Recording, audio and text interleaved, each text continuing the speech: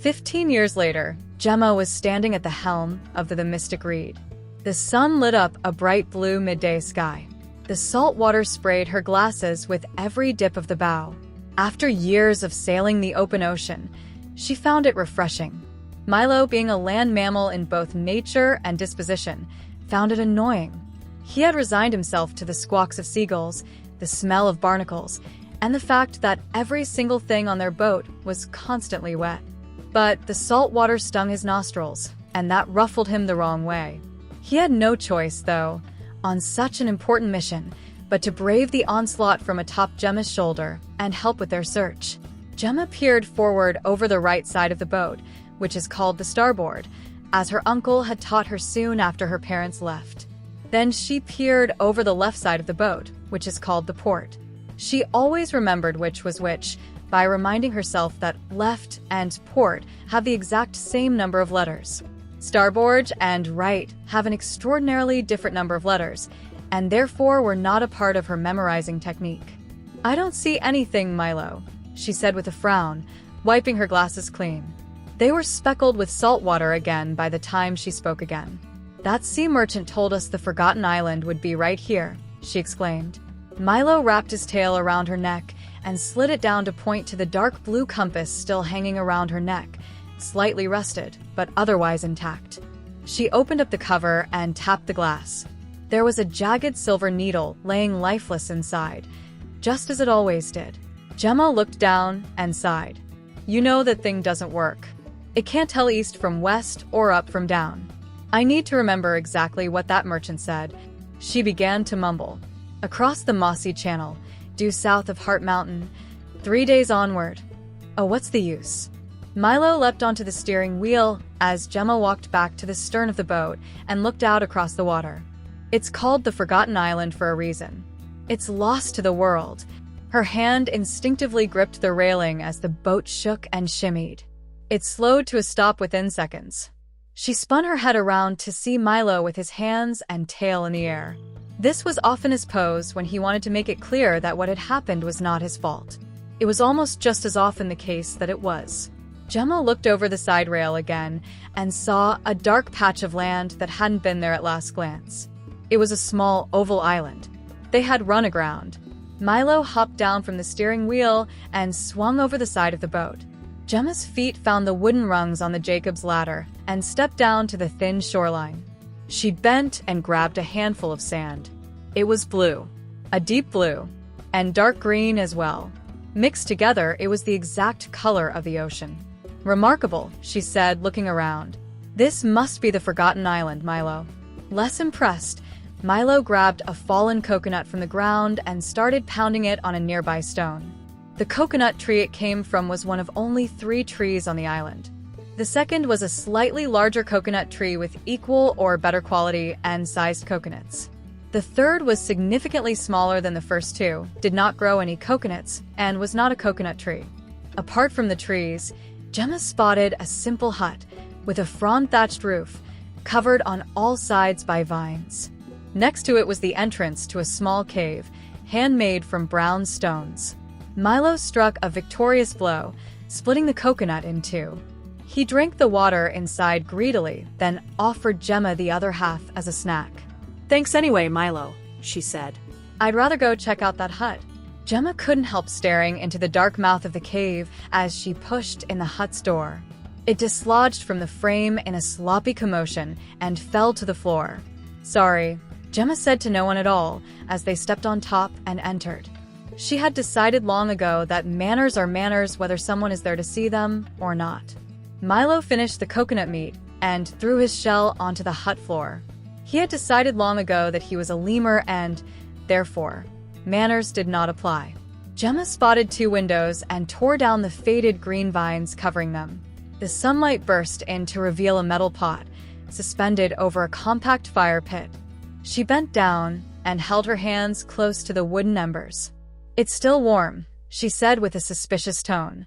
"Someone was here recently." They looked around to confirm that despite the discovery, they were alone inside the hut. Milo picked his coconut shell up again and placed it on top of his head, just to be safe. Behind the pit, there was a small circular table with a dusty chair pulled out. It looked to Gemma as though the seat had been dusted off by a large hand. A quick lap around the room uncovered an empty tin box and a set of clay bowls, but nothing more exciting. Gemma walked to the nearest window and stared out. Should have known that sea merchant was a liar. There's nothing valuable here. We got hornswoggled, Milo. Milo looked up at her indignantly. Okay, she conceded. I got hornswoggled. 3 weeks earlier, Gemma sat at a lonely table in the shadows of Starlight Tavern, with Milo by her side. She didn't enjoy the loud bard music or unruly patrons, but it was the best place in Harbortown to conduct the shady administrative business that came along with treasure hunting. That is to say, it was the only place that allowed the kind of people she needed to meet. Across from her sat one of those very people, known to her only as the Sea Merchant. He was a handsome mustachioed man with a tricorn hat, and at that moment, he had her rapt attention. "It's up to you," he said with a smile and a sip of his drink. He had a smooth way of talking that made even the saltiest words come out sweet. Gemma didn't trust him one bit. She took his words with a grain of regular-colored sand, but she was listening. Milo stared at the merchant with a fierce, protective glare that only a true friend possesses. Unbeknownst to Gemma, it had been 2 minutes since he last blinked. "And how do I know I can trust you?" she asked with an eyebrow raised. The sea merchant laughed. "You don't, friend." Gemma studied his smile, the lines next to his eyes. The piece of corn stuck to his teeth that, had he been a true friend, she would have mentioned to him as a courtesy. "The price." "It's a bit steep," she replied. "That it is," said the sea merchant, taking another sip. "But this is no ordinary bounty. Through great peril, I came to find it. It's not every day someone offers you the most greatest treasure in the world." Gemma's face twisted. "The most greatest treasure in the world? I've heard those words before." The sea merchant slammed his drink down. Many have heard of it. None have found it." He leaned in closer. "But I know the way." Gemma gave a coy smirk. "If you know the way, then why don't you go get it yourself? Surely it's worth more than you're asking." "'Tis not in the stars for me, friend." "No, I'll just stay here, safe and sound." He reached out an open palm. "And count my coins." She sighed. It was the best lead she had gotten in months, and, despite her concerns, she couldn't turn it down. Besides, she was desperate for adventure, and if what the merchant said was even half true, it would be the stuff of legends. Gemma looked to Milo and gave a nod. Without breaking a stare, Milo used his tail to lift up a pouch of coins and drop it on the table. Milo was the only lemur Gemma had ever met who had a prehensile tail, capable of gripping things, and it never ceased to amaze her. The sea merchant snatched the pouch up before the sound even hit Gemma's ears. He took off his hat, leaned in close to cover the sides of their faces from a busy tavern, and whispered the instructions. The first rivers and channels and landmarks he mentioned were familiar, but the rest were completely foreign to her. She listened more carefully than she ever had before, repeating the words back to herself. When he was finished, Gemma turned to Milo and gave another quick nod. "Well, I guess that's all we need to know," she said, turning back to the sea merchant. "Thanks for..." But the sea merchant was nowhere to be seen. Only his hat remained. Gemma and Milo were genuinely impressed by the mystique of it for a few seconds, until they heard, "You're welcome," from underneath the table. The sea merchant's hand reached up and grabbed the hat, since it was a high-quality hat, and not the kind you would leave behind for the sake of mystique. Back inside the hut, Gemma looked out the window and sighed. "I guess there were some red flags," she said. Her eyes settled on the rock cave outside. "Come on, Milo. We might as well check every nook and cranny," she said with a shrug. Milo squeaked as they stomped over the fallen door. "A cranny? It's basically the same thing as a nook," she responded. As Gemma and Milo walked inside the cave, they carried some of the island's blue sand with them. The entrance sloped down on a path of dark brown dirt that went on longer than either of them expected. When they reached the interior, the midday sun was almost completely blocked. Gemma felt around the cold walls and found a sconce holding a torch. "Milo, flip me," she said. Milo reached inside the small pouch at his side and pulled out a flint stone, used for sparking flames. Swiftly, He tossed it past her open hand and hit her in the forehead. They had gotten good at starting cozy fires, but hadn't yet perfected the handoff. In a dark cave, and without any practice throws, they had almost no chance. Gemma lit the torch and uncovered a cave of deep red stone. The flame created shadows that danced over the nooks in the side of the cave. They danced over crannies as well, which, it's worth noting, are actually an entirely different thing than nooks. What drew both of their attention, as soon as they saw it, was a wooden chest in the center. As they walked forward, its gold trim and lock shimmered in the light.